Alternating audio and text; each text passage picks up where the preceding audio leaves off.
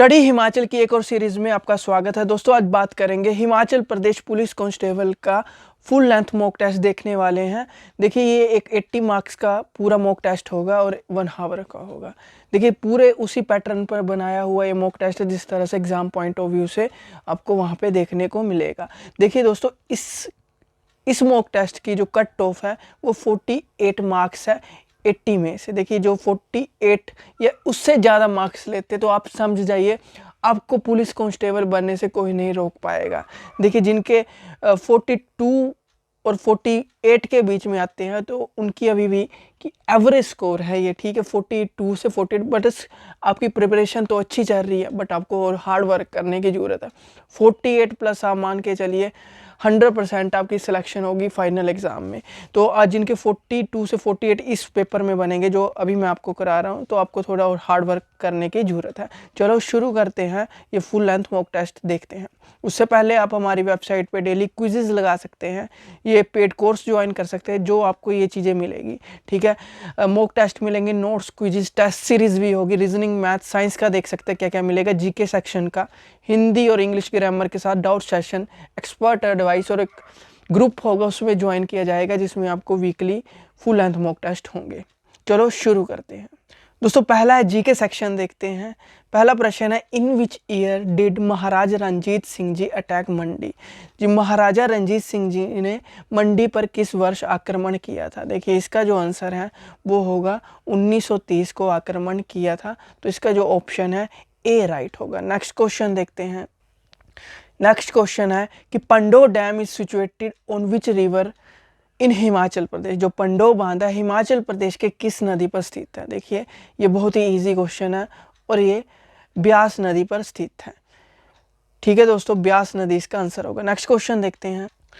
Which of the flowing places in Himachal Pradesh is called mini Switzerland. देखिए हिंदी में बात करें कि हिमाचल प्रदेश में निम्नलिखित में से किस स्थान को मिनी स्विट्जरलैंड कहा जाता है। धर्मशाला, खजियार, सोलन या कसौली। तो इसका जो आंसर है वो है खजियार। अगला प्रश्न है, व्हाट इज द वैदिक नेम ऑफ रिवर चिनाब। देखिए चिनाब का वैदिक नेम क्या है, वो है दोस्तों आपको पता होगा, इजी क्वेश्चन है, वो है असिकनी। असिकिनी, ये आपको याद रखना है, ए बी इसका आंसर होगा। नेक्स्ट क्वेश्चन है, which places in Himachal Pradesh were established by Sahil Varman. देखिए हिमाचल प्रदेश के किन स्थानों की स्थापना साहिल वर्मन जी के द्वारा की गई थी। देखिए कोथल है या चंबा है, शिमला है या इनमें से कोई भी नहीं। तो इसका आंसर होगा चंबा, बी इसका आंसर होगा जो आपको याद रखना है। नेक्स्ट क्वेश्चन देखते हैं। On which of the following date Himachal Pradesh become a full fledged state of the Indian union. निम्नलिखित में से कौन सी तारीख में हिमाचल प्रदेश भारतीय संघ का पूर्ण राज्य बन गया था। तो जो इसका आंसर होगा, आप सोचिए, आपके पास 4 एमसीक्यू है, वो होगा 25 जनवरी 1971 को। नेक्स्ट क्वेश्चन देखते हैं। Who among the following ruler establish the Katoch Rajput dynasty in Himachal Pradesh. निम्नलिखित शासकों में से किसने हिमाचल प्रदेश में कटोच राजपूत वंश की स्थापना की थी। जो इसका आंसर होगा, देखिए आप सोचिए, वो होगा सुशर्मा चंद्रा जी ने की थी। इसका जो आंसर होगा डी होगा, आपको याद रखना है। नेक्स्ट क्वेश्चन देखते हैं। Who was the leader of Dhami movement in Himachal Pradesh. Himachal Pradesh में धामी आंदोलन के नेता कौन थे। वो थे, बहुत ही इजी क्वेश्चन है, ये सभी को पता होगा, स्वामी परमानंद जी थे, महात्मा गांधी थे, लाला हरदयाल सिंह जी थे या भागमल सोथा जी थे। तो इसका जो आंसर होगा भागमल सोथा जी होगा। नेक्स्ट क्वेश्चन देखते हैं। Under whose chairmanship the Mandi conference was organised in Mandi 1946। Colonel GS Slope के द्वारा या राणा दुर्गा सिंह, बस्ती राम या जवाहरलाल नेहरू जी के द्वारा। 1946 में मंडी सम्मेलन किसकी अध्यक्षता में मंडी में आयोजित किया गया था। तो जो इसका आंसर होगा कर्नल जीएस स्लोप जी के द्वारा किया गया था। अगला प्रश्न देखते हैं, बहुत ही इंपॉर्टेंट क्वेश्चन है जो भी आपके साथ हम डिस्कस कर रहे हैं। नेक्स्ट क्वेश्चन है, which of the following was the first state to merge with the Indian union. निम्नलिखित में से कौन भारतीय संघ में विलय करने वाला पहला राज्य था। भगत बिलासपुर तोग या नूरपुर। जो इसका आंसर होगा वो होगा तोग, सी इसका आंसर होगा। अगला प्रश्न है the great silk route to the Indian was open by. देखिए भारतीयों के लिए महान रेशम मार्ग किसके द्वारा खोला गया था, वो होगा ए कनिष्क के द्वारा खोला गया था। अगला प्रश्न है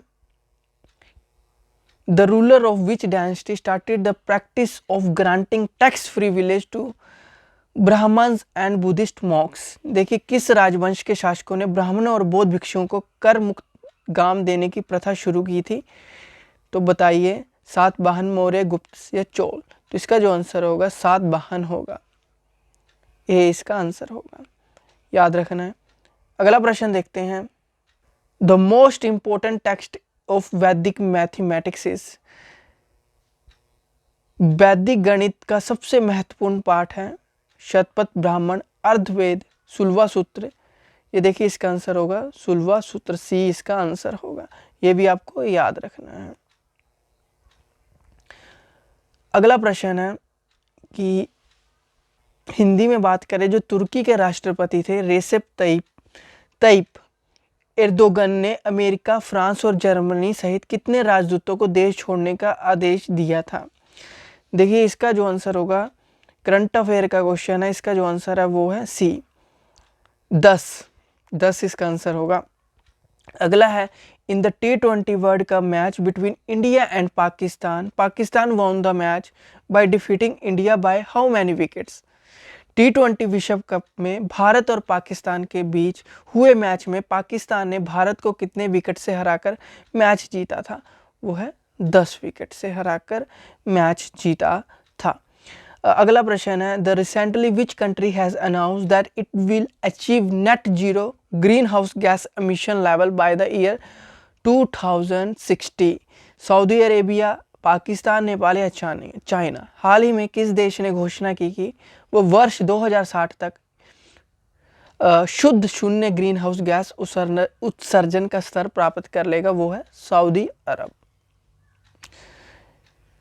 अगला प्रश्न है देखिए इंग्लिश सेक्शन की बात करते हैं, इसमें हमें फिलिंग इन द ब्लैंक्स दिए गए हैं, ठीक है। उसमें से आपको 4 ऑप्शन होंगे, वो आपको बताने हैं इनमें से कौन सा सही है, ठीक है। क्वेश्चन देखते हैं today student should be reconciled dash the way things are changing. तो इसका जो आंसर होगा वो होगा B to change it, to the way things are changing, B इसका आंसर होगा। नेक्स्ट क्वेश्चन देखते हैं the rocket dash the target and did not cause any casualty. जो इसका आंसर होगा वो होगा सी होगा, वो है मिस्ड। अगला है the soldier received a military dash to inspect all their vehicles before travelling. तो इसका जो आंसर होगा वो होगा डी मैंडेट। अगला है his father dash him up in A construction business. देखिए 4 ऑप्शन है, अब आपको बताना है ए बी सी डी। अब बताइए इसका आंसर क्या होगा, बिल्ट होगा, होल्ड होगा, कीप होगा या सेट होगा। His father dash him up in A construction business, जो इसका आंसर होगा वो होगा दोस्तों डी सेट होगा। अगला प्रश्न देखते हैं she hadn't eaten all day and by the time she got home she was dash. देखिए इसके 4 ऑप्शन है, तो आपको बताना है इसका आंसर सही क्या होगा। तो जो इसका आंसर होगा सी होगा। अगला प्रश्न देखते हैं एक्टिव एंड पैसिव वॉइस आपने पहचानने हैं, ठीक है। We waste much time on trifles. देखिए इसका आंसर होगा, सोचिए, तो इसका होगा जो एक्टिव एंड पैसिव वॉइस में बदलना है, सी इसका होगा much time is wasted by us on trifles. अगला प्रश्न है कि you don't need to wind this watch. जो इसका आंसर होगा, सोचिए, देखिए पॉज कर सकते हैं और सोचना है, आपने ही सोचना है, ठीक है। तो इसका आंसर होगा A this watch need not be wound. अगला है देखिए नेक्स्ट क्वेश्चन है the task would have been completed by that time tomorrow. Someone या सम पीपल। देखिए इसका जो आंसर होगा, सोचिए, 4 ऑप्शन है नीचे दिए गए हैं। जो इसका आंसर होगा वो होगा C, would have completed the task by the time tomorrow. C इसका आंसर होगा। अगला प्रश्न देखते हैं कि we have already done the exercise. देखिए 4 ऑप्शन है।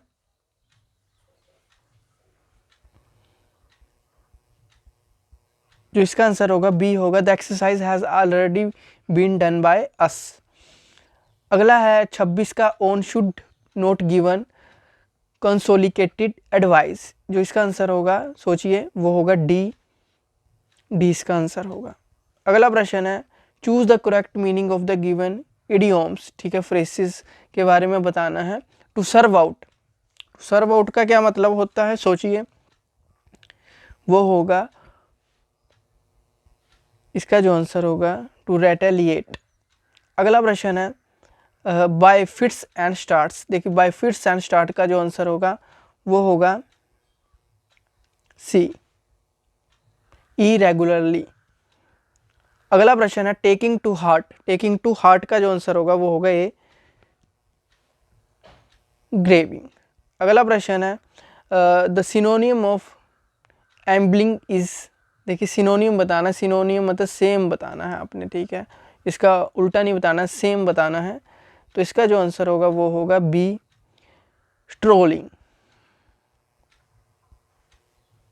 अगला, द एंटोनियम ऑफ रोबस्ट। देखिए एंटोनियम ऑफ रोबस्ट होगा 31 का होगा, वो होगा पुअर। सिनोनियम सेम, एंटोनियम का उल्टा बताना है। द एंटोनियम ऑफ विल्टेड का क्या होगा, वो होगा अप राइट। देखिए अब देखेंगे हिंदी सेक्शन के बारे में बात करेंगे। संख्यावाचक विशेषण कितने प्रकार के होते हैं। सोचिए क्वेश्चन का आंसर क्या होगा, जल्दी से सोचिए, अभी भी टाइम है आपके पास। वो है 3 होते हैं। संख्यावाचक कितने होते हैं, 3 होते हैं। अगला है, हिंदी भाषा किस लिपि में लिखी जाती है, बताइए। हिंदी भाषा को लिखा जाता है देवनागरी लिपि में। अगला प्रश्न है, महेंद्र का संधि विच्छेद क्या है। देखिए महेंद्र का संधि विच्छेद के बारे में बात करें तो जो इसका आंसर होगा वो होगा बी, महा प्लस इंद्र। महेंद्र का क्या संधि विच्छेद होगा, महा प्लस इंद्र, महेंद्र। अगला है, क वर्ण किसके योग में से बना है। देखिए क वर्ण किसके योग से बना है, वो होगा 36 का होगा, क प्लस अ। अगला प्रश्न है, उष्म और संयुक्त किसके प्रकार होते हैं। उष्म और संयुक्त किसके प्रकार होते हैं, तो उष्म और संयुक्त किसके प्रकार होते हैं, ये 4 ऑप्शन है, बताइए।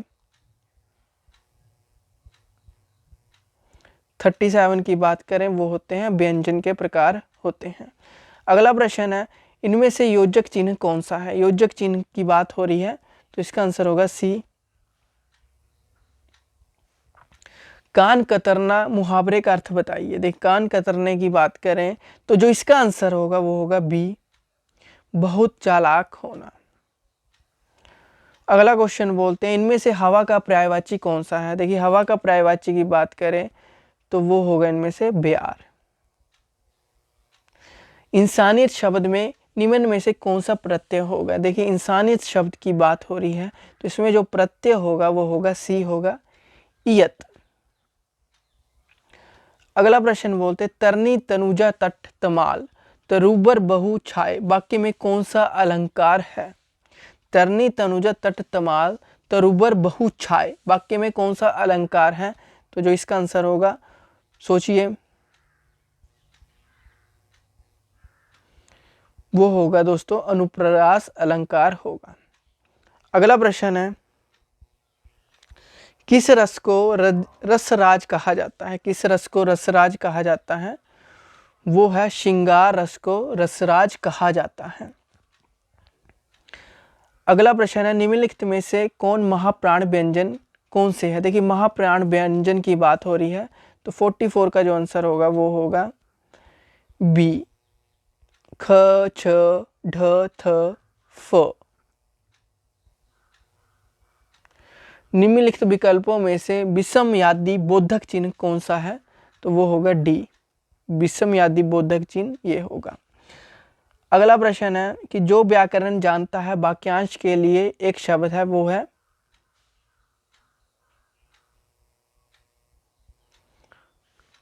है व्याकरण। बी रस का स्थायी भाव है। बी रस का स्थायी भाव क्या है दोस्तों? वो है डी उत्साह। अगला, छंद कितने प्रकार के हो सकते हैं? देखिए कितने प्रकार के होते हैं छंद शब्द। छंद की बात करें तो इसका होगा आंसर ए, 3 प्रकार के होते हैं। देखिए अब देखेंगे साइंस और मैथ। देखिए हम देखेंगे अभी साइंस, फिर उसके बाद रीजनिंग देखेंगे, उसके बाद लास्ट में हम मैथ देखेंगे। साइंस की बात करें,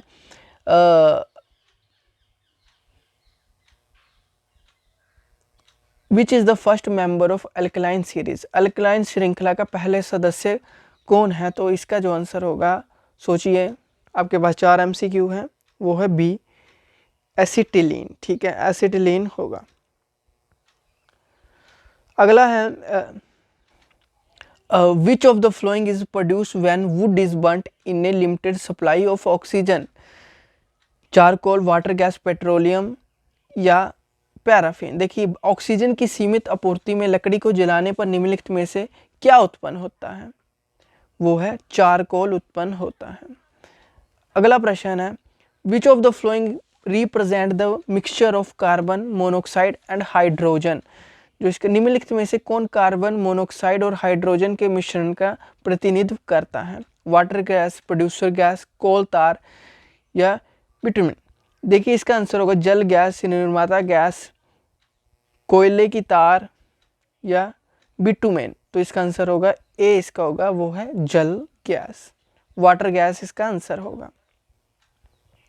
अगला है the voltage gain is highest for common. देखिए एम्पलीफायर होगा, कॉमन बेस एम्पलीफायर होगा, ये कॉमन एमीटर एम्पलीफायर होगा, कॉमन कलेक्टर एम्पलीफायर होगा, इक्वलिनाल। देखिए ये पढ़ सकते हैं, तो इसका होगा आम emitter amplifier, common emitter amplifier इसका आंसर होगा।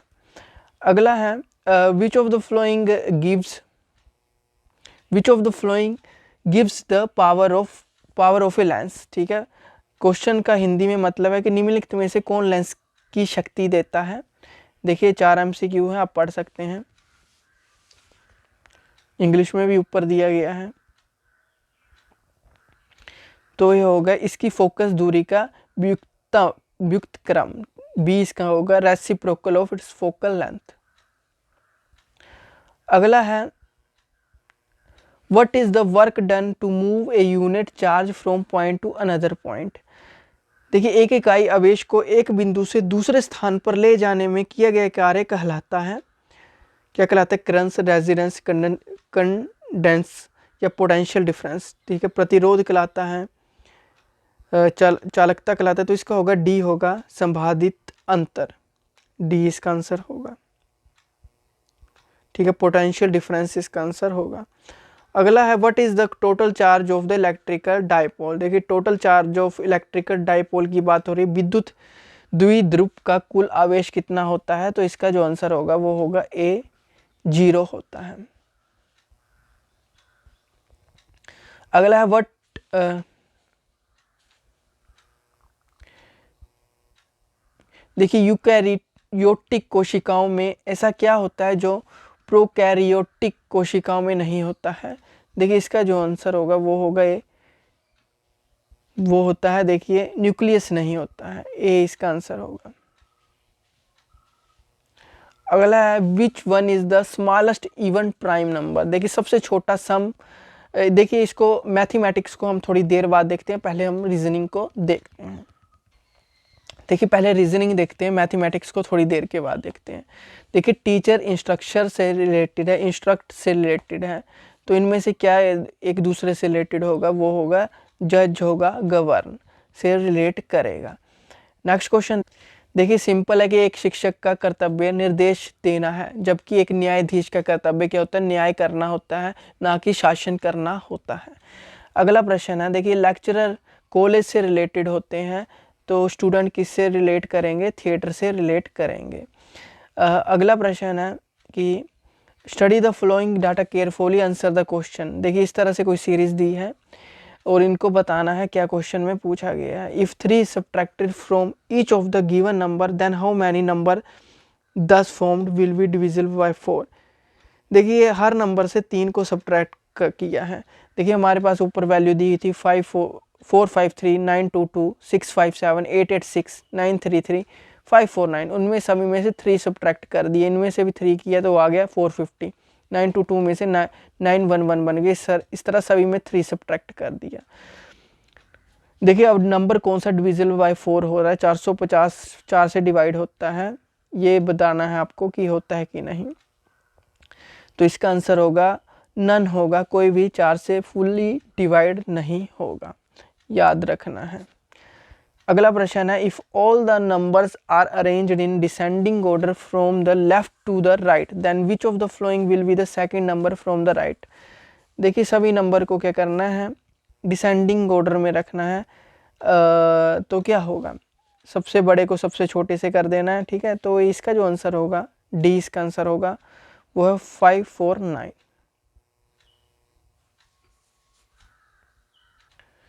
देखिए इसका भी देख सकते हो आंसर, ठीक है। मैंने if the first and the last digit in each of the given number are interchange, मतलब कि जो फर्स्ट डिजिट दी है, ठीक है, और जो थर्ड डिजिट दी है, इन दोनों को जैसे 5, ये देखिए ये है 5453 है, तो इनको क्या कर देना है, फर्स्ट और थर्ड डिजिट को इंटरचेंज करना। तो 3 यहाँ पे आ जाएगा, 4 वहाँ पे चला जाएगा, तो 5 यहाँ पे रहेगा।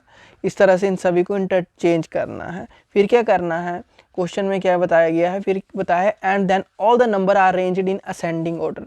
फिर इनको बढ़ते क्रम में लेके जाना है from left to right then which of the following will be the third number from the right. देखिए पहले सभी को फर्स्ट और थर्ड को इंटरचेंज किया, फिर असेंडिंग ऑर्डर में इनको लिख लिया, बढ़ते क्रम में सबसे छोटे से स्टार्ट किया, सबसे बड़े तक चले गए। फिर इसमें बताना है, क्या बताना है, third number from the right. देखिए थर्ड नंबर राइट से कौन सा है, वो है हमारे पास 688, ठीक है, 688 है। तो इसमें जो एक्चुअल वैल्यू में क्या है 886 है, तो इसका आंसर होगा ए। इस तरह से इस क्वेश्चन को दोहराते हैं, करते हैं। अब हम देखते हैं पजल को, देखते हैं किस तरह से ये पजल हुई है।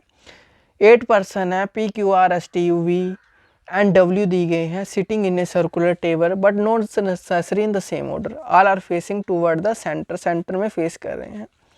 P sit third second to the right of Q, ठीक है। इसको भी क्वेश्चन को देखते हैं। देखिए पजल के क्वेश्चन को देखते हैं। हमारे पास 8 पर्सन दिए हुए हैं। जब भी हम पजल बनानी है तो हमें क्या करना है, हमें 2 लेके चलने हैं, 2 जो सर्कल होते हैं, ठीक है, एक एज्यूम करके लेके चलना है, क्योंकि हमारे पास ऐसे गलत भी हो सकता है। देखिए हम जब 2 लेके चलते हैं, इस तरह से सर्कल है, 8 पर्सन बैठे हुए हैं, 1 2 3 4 5 6 7 और 8। उसी तरह से यहाँ पे भी 1 2 3 4 5 6 7 और 8, सभी क्या है, सर्कल कहाँ पे है, इनका फेसिंग टूवर्ड ए सेंटर है। आगे क्वेश्चन में बताया गया है जो P है, sit second to the right of Q। देखिए Q के राइट सेकंड में क्या है, P है। यहाँ पे भी ये लिख लेता हूँ Q के, देखिए ये लेफ्ट इस साइड हुआ, राइट इस साइड हुआ, क्योंकि सेंटर में फेस कर रहे हैं। Q के राइट सेकंड में क्या बैठा हुआ है, P बैठा हुआ है, ठीक है। Who is an immediate neighbour of R, जो Q है is a immediate neighbour of R है, तो R यहाँ पे भी हो सकता है, R इस साइड भी हो सकता है। हमने 2 एज्यूम करके लेके चल रहे हैं, ठीक है। 3 person sit between R and T। देखिए 3 person sit between R and T, इस साइड से लेफ्ट साइड से देखेंगे तो 1 2 3 T यहाँ पे आएगा। यहाँ से देखेंगे 1 2 3 तो T भी यहाँ पे आएगा। यहाँ से 3 पर्सन इस साइड से भी कर लेते हैं, R एंड T के बीच में 1 2 3, तो इस साइड से भी देखते हैं 1 2 3, तो T यहाँ पे आएगा दोनों का, ठीक है। आगे है T who is not an immediate neighbour of P। जो T है, T who is not an immediate neighbour of P, P के इमीडिएट नेबर नहीं है T, तो ये वाली सीरीज गलत होगी, क्योंकि T और P इमीडिएट नेबर आ रहे हैं, ठीक है। आगे है कि W sits second to the left of V। देखिए ये पूछ रहा है W sits second to the left of V, V के लेफ्ट सेकंड में क्या है, W है। देखिए v यहाँ पे लिखता हूँ मैं इस जगह पे, ठीक है, तो v के लेफ्ट सेकंड में w यहाँ पे नहीं आ सकता है, v यहाँ पे लिखता हूँ यहाँ पे, ठीक है, इसके लेफ्ट सेकंड में w यहाँ पे आ सकता है, ठीक है। जैसे मैं v को यहाँ पे लेता हूँ तो v यहाँ पे नहीं आ पाएगा, क्या v, ठीक है। w को मैं यहाँ पे भी v यहाँ पे भी लेता हूँ तो इसके लेफ्ट सेकंड में नहीं आ पाएगा क्योंकि यहाँ पे q है, तो ये अजम्पशन ठीक हो रही है, यहाँ पे v आएगा, यहाँ पे w आएगा। आगे है v who is not an immediate neighbour of s। देखिए v जो है, जो v है वो इमीडिएट नेबर नहीं है किसका, s का, तो s यहाँ पे नहीं हो सकता है, जो ये खाली स्थान है, तो s कहाँ पे होगा, यहाँ पे होगा। जो एक लास्ट बच गया है वो बचा है u, तो वो यहाँ पे होगा, ठीक है। यहाँ पे क्या आएगा, u आएगा जो लास्ट बच गया है। तो इस तरह से ये सोल्व होगी सीरीज। तो अब इसके क्वेश्चन देखते हैं। क्वेश्चन में पूछा है who among the following sits person sit immediate neighbour of s, तो इमीडिएट नेबर ऑफ s क्या होगा, a q होगा। अगला है who among the following person faces you, face क्या कौन कर रहा है, यू को, वो है सी, एस कर रहा है। अगला how many person are sitting between W and Q, तो इसका सी होगा, 3 पर्सन सिट हुए हैं। अगला प्रश्न देखते हैं who among the following person are immediate neighbour of V, वी के इमीडिएट नेबर कौन है, तो ये बी होगा, टी एंड यू होगा। देखिए मैंने सीरीज को नीचे सोल्व भी किया है, ये आप चेक कर सकते हैं। अगला प्रश्न है A is B's wife, husband, brother. C and D are sister of B. How is A related to C? तो इसका जो आंसर होगा ब्रदर होगा। देखिए क्वेश्चन में क्या पूछा गया, A is B's wife, husband, brother। देखिए जो A है, ठीक है, A है, जो B की जो वाइफ है, ठीक है, बी एक मेल हुआ, जो बी की वाइफ है, ए इज बीज वाइफ्स हस्बैंड ब्रदर, ठीक है। जो ए है, जो बी की वाइफ है, बी की जो वाइफ है उसके जो पति है, ठीक है, उसकी क्या है, ये ब्रदर है।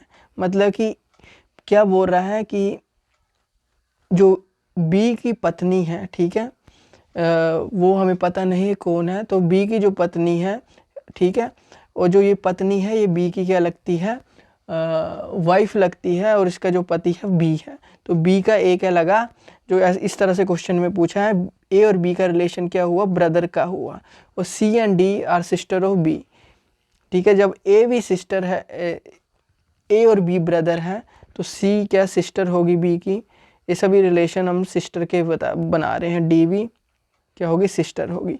Who is A related to C, ठीक है, ए क्या है, सी की ब्रदर है, ठीक है, ए ब्रदर लगा सी का, ये ब्रदर सिस्टर का रिलेशन है। नेक्स्ट क्वेश्चन देखते हैं, तो ए इसका आंसर होगा। ये देख लीजिए, B wife husband is B himself लिखा हुआ है, मैंने, आप पढ़ सकते हैं। पॉइंटिंग टू ए मैन, ठीक है, Snehlata says he is the only son of my father's father, who is Snehlata related to man. देखिए क्वेश्चन में क्या कर रही है, pointing to a man Snehlata says. देखिए स्नेहलता क्या कहते हैं, एक व्यक्ति की ओर इशारा करती है स्नेहलता, और कहती है कि ये जो मैन है, ठीक है, जो मैन है जिसके साथ स्नेहलता पॉइंट कर रही है, ठीक है, जो मैन है, he is the only son of my father's father, ठीक है, स्नेहलता के दादा की बात हो रही है। मतलब कि स्नेहलता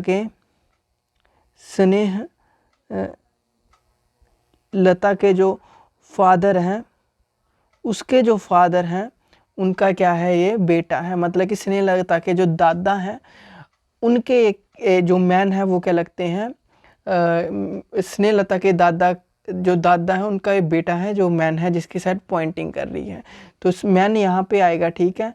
तो ये स्नेहलता का क्या लगे, ये जो मैन है जिसकी तरफ पॉइंटिंग कर रही थी स्नेहलता, वो इसके लगेगी फादर लगेंगे। तो रिलेशन क्या है स्नेहलता का इस मैन के साथ, वो है स्नेहलता इनकी क्या लगेगी, डॉटर लगेगी, ठीक है, ये आपको याद रखना है। नेक्स्ट क्वेश्चन है, देखिए ये क्वेश्चन है starting point from a fixed point, इस तरह से मैं आपको नीचे बता देता हूँ कुछ। देखिए क्वेश्चन देखते हैं, शर्ली स्टार्टिंग, देखिए शर्ली ने स्टार्टिंग किया फ्रॉम ए फिक्स्ड पॉइंट और 15 मीटर नॉर्थ की तरफ चलती है, ठीक है, नॉर्थ की तरफ चलती है 15 मीटर। ठीक है, 15 मीटर नॉर्थ की तरफ चली, देन टर्न ए राइट टर्न, ठीक है, राइट टर्न लेती है और फिर से 15 मीटर चलती है। Then he goes 10 metre, 15 metre, 10 metre after turning to left each, ठीक है, 10 मीटर चलती है, लेफ्ट चलती है, यहाँ पे तो लेफ्ट इस साइड हुआ ऊपर की तरफ, 10 मीटर चली, फिर से लेफ्ट लेती है, 15 मीटर चलती है, फिर से लेफ्ट लेती है और 10 मीटर चलती है और कहीं पे यहाँ पे रुक जाती है, ठीक है। How far is he is from starting point, देखिए कि स्टार्टिंग पॉइंट से वो कितनी दूर है। देखिए स्टार्टिंग पॉइंट से लगभग कितनी दूर हुई, देखिए स्टार्टिंग पॉइंट कहाँ से किया था उसने स्टार्ट, यहाँ से किया था, ठीक है, ये स्टार्टिंग पॉइंट था इसका, तो वो 15 मीटर दूर हुई और साउथ की तरफ मुंह करके बैठी है, तो इसका 15 मीटर आंसर होगा, देख लीजिए ये आंसर होगा। अगला प्रश्न है, निम्नलिखित प्रश्नों में से उस शब्द का चयन करें जो दिए गए शब्दों के अक्षरों को उपयोग करके बनाया जा सकता है, ठीक है। आर्किटेक्चर का वो होगा, इसका जो आंसर होगा बी, इसका आंसर होगा। अगला है, in the code language god is written as IQSTF, how is APHID written as, तो इसका आंसर होगा CRFKL, याद रखना है, सी इसका आंसर होगा। देख लीजिए इस तरह से है, जो GOURD के बीच में रिलेशन है, IQSTF के बीच में रिलेशन है, देखिए +2 है, GHI 2 अल्फ़ाबेट आगे, MNOPQ 2, देखे, ठीक है, U से S जाने के लिए 2 का, ठीक है, STUV, ठीक है, +2, उसी तरह से R से T जाने के लिए +2, D से F जाने के लिए +2, बस ये जो बीचला है मिड वाला है इसको नीचे से ऊपर की तरफ लेके जाना है। उसी तरह से ये करेंगे, जो मिड वाला होगा उसको ऊपर की तरफ लेके जाना है, क्योंकि एक रिलेशन में इस तरह से बताया हुआ है, तो आपके पास आंसर आ जाएगा। नेक्स्ट क्वेश्चन देखते हैं, how many minute does it Roshan to take Y in regular speed of typing X word per minute, तो इसका जो आंसर होगा बी होगा, ठीक है, बी इसका आंसर होगा, y/x। इसका मैंने सोल्यूशन दिया है, इजी क्वेश्चन है, ये बताने की जरूरत नहीं है, फिर भी आपको लगता है नहीं आता तो कमेंट सेक्शन में कमेंट कीजिए, नेक्स्ट वीडियो में आपको बता दिया जाएगा। इफ़ a मीन्स प्लस, देखिए मैंने रीजनिंग की क्लास ली है और डिस्क्रिप्शन में लिंक है, उसमें इस तरह के क्वेश्चन बहुत सारे करवाए हैं, इसका मैं सीधे आंसर बता रहा हूँ, ठीक है। a मीन्स प्लस, ठीक है, जो a लिखा है, ठीक है, यहाँ पे प्लस लिख देना है, एंड की जगह दिया है, एंड मीन्स डिवाइड, यहाँ पे इस तरह से लिख देना और बोर्ड मास के थ्रू ये क्वेश्चन कर देना है, तो इसका डी आंसर होगा, 6 इसका आंसर आएगा, ठीक है। ये नीचे मैंने क्वेश्चन किया हुआ है, देखिए सोल्यूशन भी साथ में आपको दिए हैं, जिससे जो टेस्ट सीरीज आपको मिलेगी उसमें भी सोल्यूशन आपको साथ में ही होंगे, मैथ हो या रीजनिंग हो, दोनों के सोल्यूशन साथ में ही आपको मिलेंगे, ठीक है। पेड कोर्स भी आप ज्वाइन कर सकते हो, ये सब कुछ आपको पेड कोर्स में मिलेगा, व्हाट्सएप हमारी टीम से बात कर सकते हैं। देखिए मैथ सेक्शन भी देख लेते हैं थोड़ा सा, देखिए इसमें मैथ मैंने सोल्व नहीं किया है, इजी क्वेश्चन लिए हैं, इसकी सारी की मैं कल जो 1-2 दिन में मैथ की वीडियो आने वाली है उसमें ये क्वेश्चन मैं अलग से डीपली सोल्व करवा दूंगा, बट मैं आपको अभी आंसर बता देता हूँ। Which one of the smallest even prime number, तो इसका जो आंसर होगा वो होगा दोस्तों बी, याद रखना है, ठीक है, बी इसका आंसर होगा, वो होगा 2। अगला है, the ratio of the two number of is 4:7 and their HCF is 6, find out their LCM, तो इसका 58 का जो आंसर होगा, दोनों भाषाओं में लिखा हुआ है, आप देख सकते हैं, बी इसका आंसर होगा 168। अगला है, ठीक है, जो इसका जो आंसर होगा रेशियो एंड प्रोपोर्शन का है, वो होगा सी, इसका आंसर होगा 2:3:4। The ratio of two number is 3:4 and their sum is 560, what is the larger number, जो इसका आंसर होगा वो होगा, हिंदी में भी है, बी इसका होगा 320। अगला है, ओल्ड मैन की बात हो रही है, तो इसका जो आंसर होगा how much part he left, तो इसका मैं जल्दी से आपको बता देता हूँ, 61 का होगा ए, इसकी मैं अलग वीडियो बनाऊंगा तो उसमें सारे क्वेश्चन करवाऊंगा, तो इसका जो 62 का आंसर होगा वो होगा ए, इसका आंसर होगा 2 की पावर, ठीक है, -2 की पावर 25। 63 की बात कर लें, ठीक है, तो इसका आंसर होगा वो होगा बी, इसका आंसर होगा। अगला है 6 pipes can fill the tank, ठीक है, पाइप एंड सिस्टर्न का क्वेश्चन है, तो इसका जो 64 का आंसर होगा वो होगा दोस्तों सी, 96 इसका आंसर होगा। ठीक है दोस्तों, इतना ही रीजनिंग तो मैंने आपको सारी सॉल्व करवा दी। देखिए पेड कोर्स बहुत ही बेटर है, आप ज्वाइन करना चाहते हैं तो आप हमें व्हाट्सएप कर सकते हैं, हमारी टीम से बात कर सकते हैं, हमारी ऑफिशियल वेबसाइट पे जाके भी आप हमसे हमारी टीम से बात कर सकते हैं, किसी भी तरह से आप कर सकते हो। डिस्क्रिप्शन में आपको हर चीज़ का लिंक मिल जाएगा। Thank you and have a nice day, god bless you all, bye bye.